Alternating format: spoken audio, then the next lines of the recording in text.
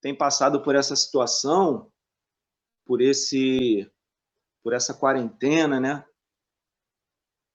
A gente tem visto nas redes sociais muita especulação com relação a tudo isso, né?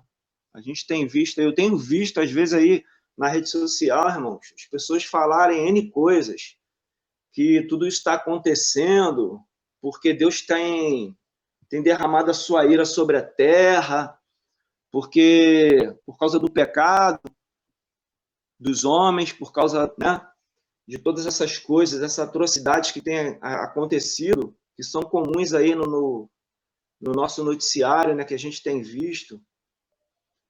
Mas eu vejo essa situação como uma oportunidade que Deus está dando para a igreja, está dando para nós, de estar levando a palavra dele.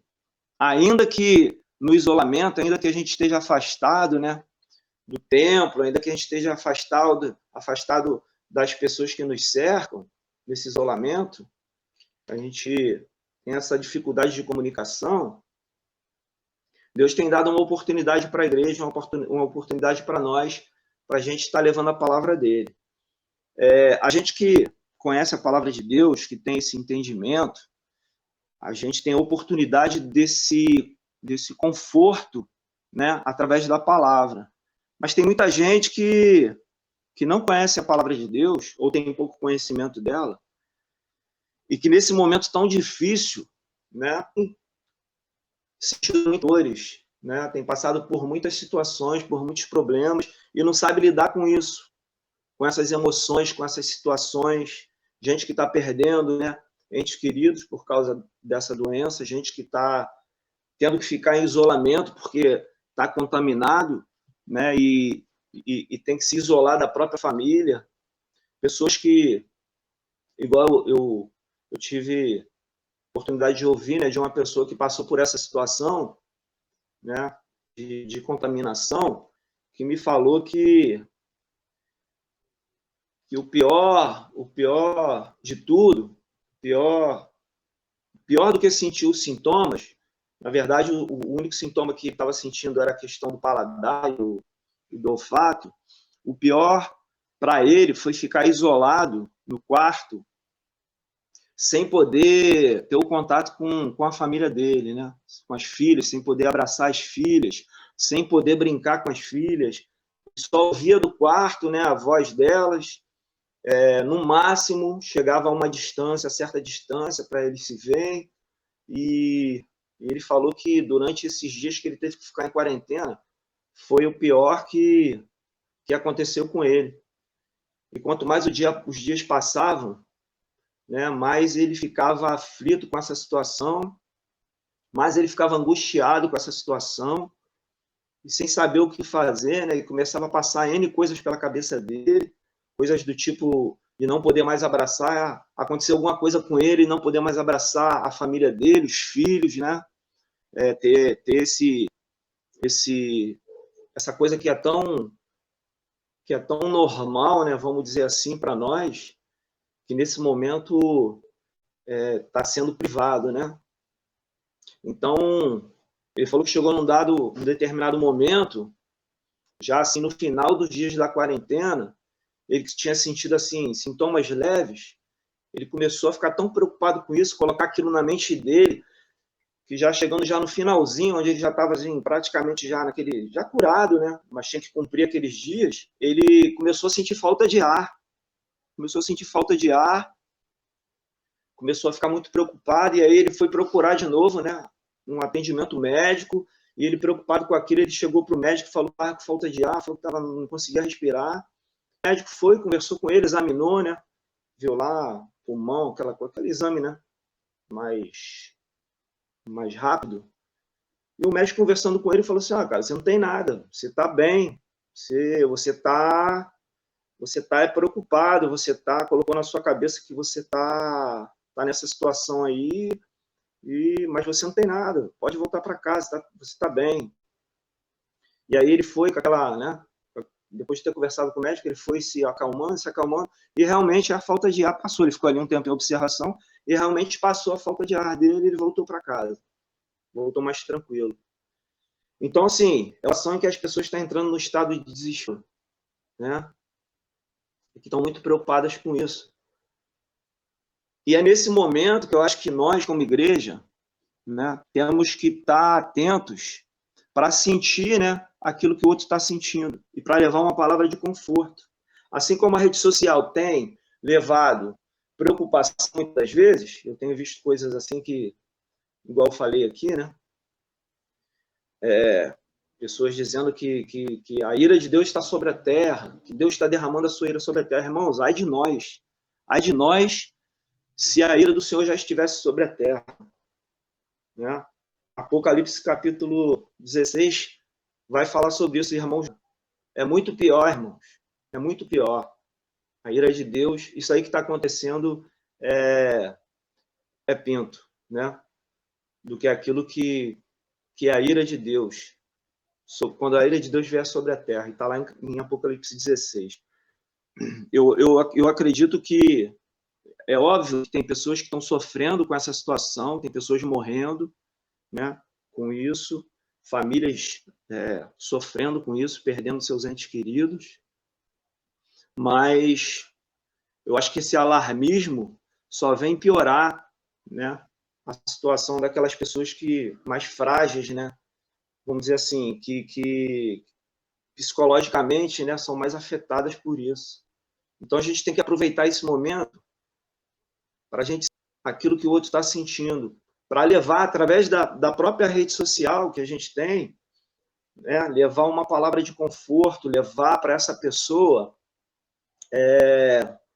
um alívio da parte de Deus, através da sua palavra, trazendo tranquilidade, trazendo esperança para a vida dessas pessoas. Não é verdade?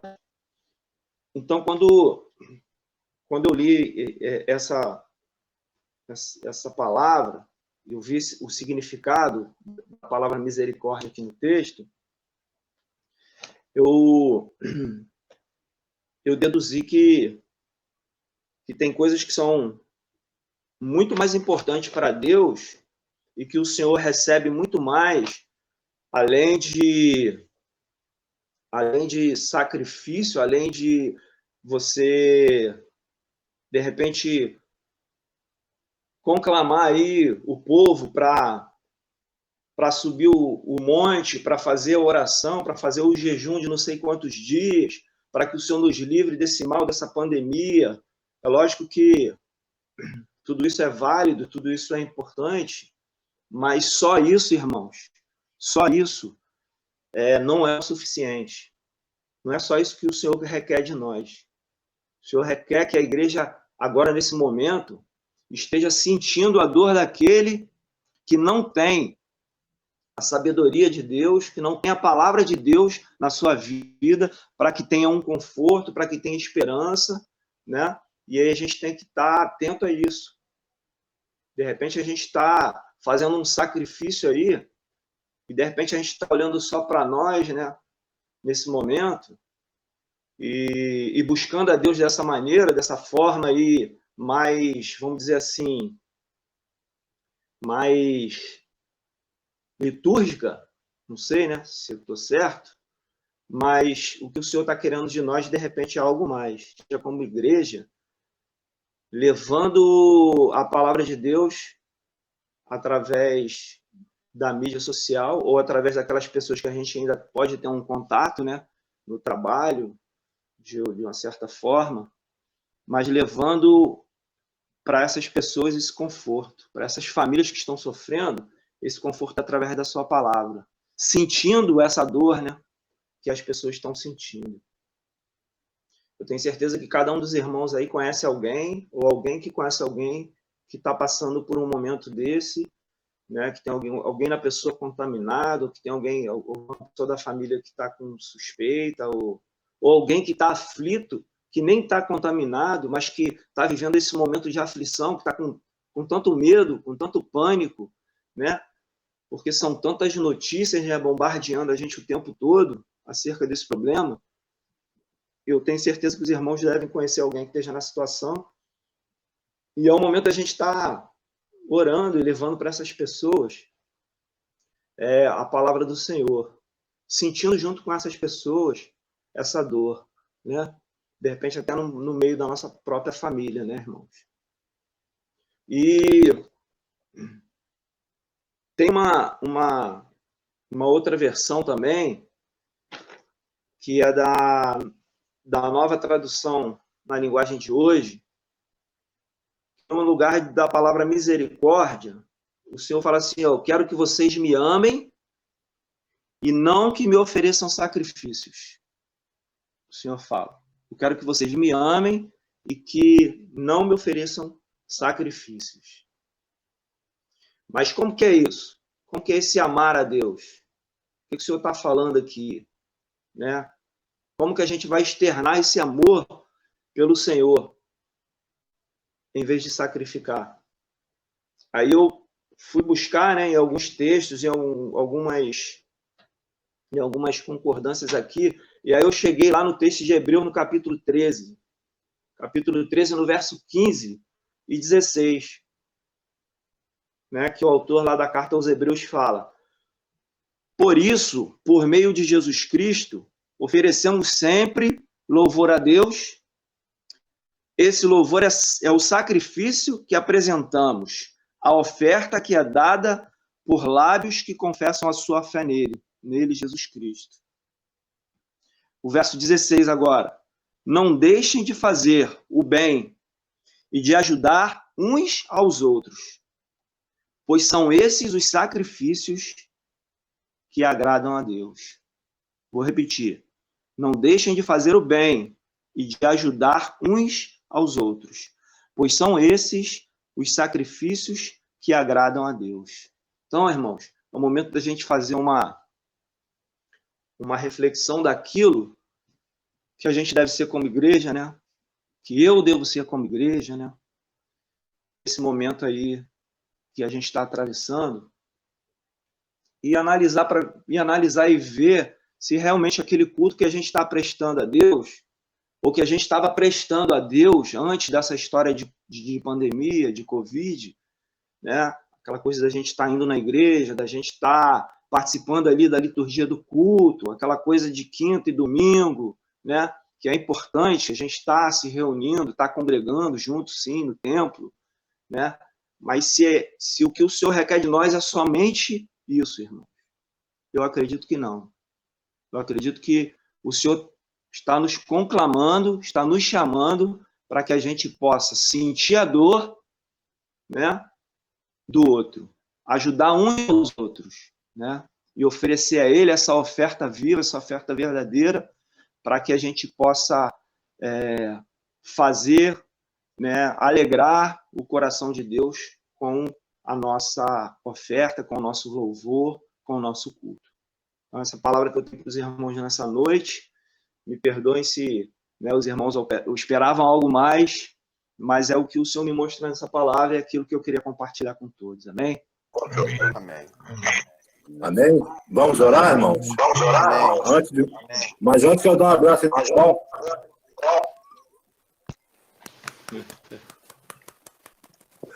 Amém. Vamos orar. Amém. Senhor, meu Deus, Senhor, meu Pai.